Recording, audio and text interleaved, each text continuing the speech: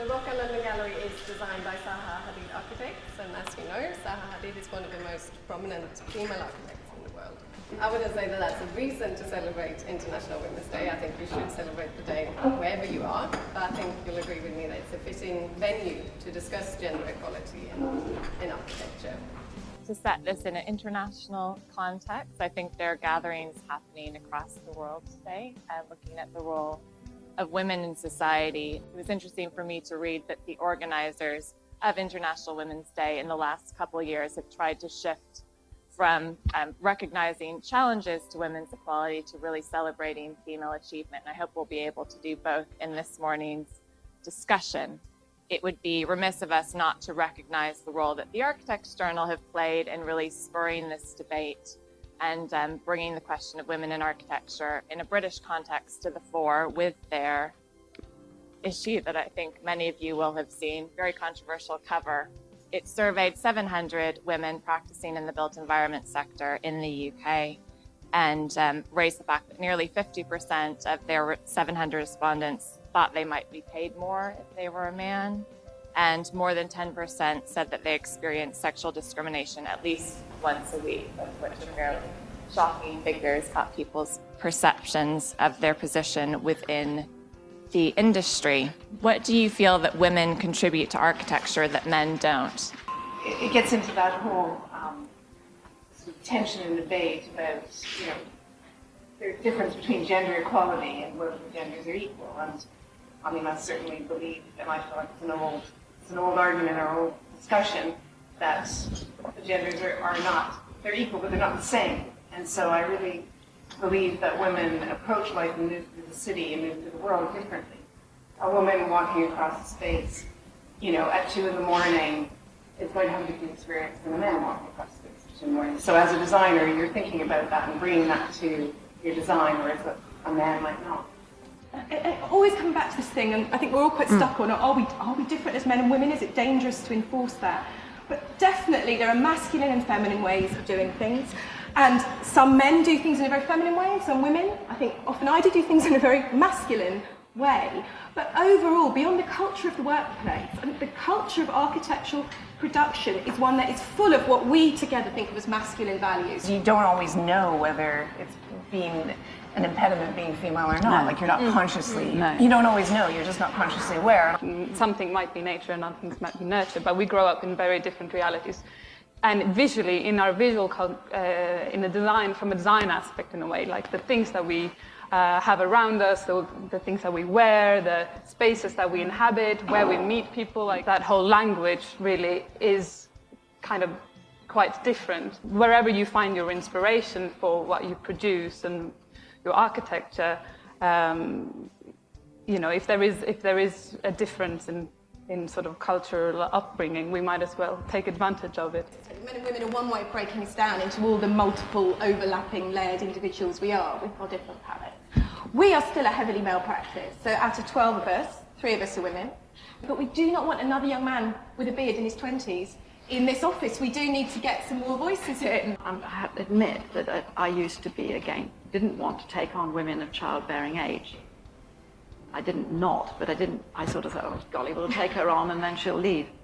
And then I stopped. We stopped behaving like that. And we just don't give a damn if there's a woman or a man of childbearing age, if you see what I mean. We have been made by law to look at people equally, and bloody well works.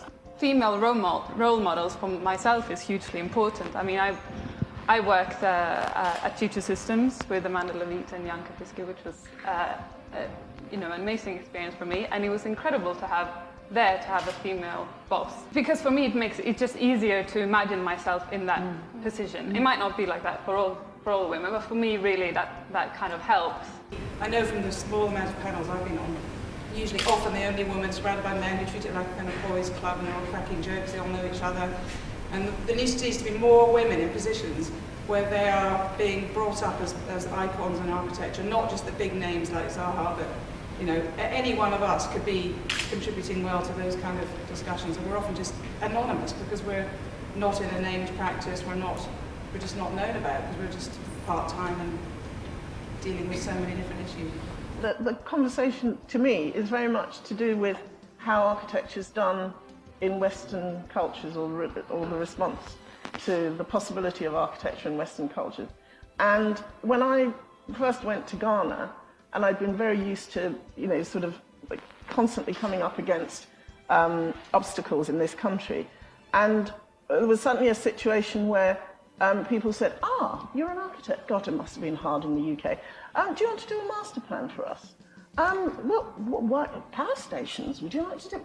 And I suddenly came up against my own lack of confidence, because I'd been so used to fighting against something that when the doors suddenly opened and somebody said, well, there you are, away you go. You've been saying you can do this for a long time.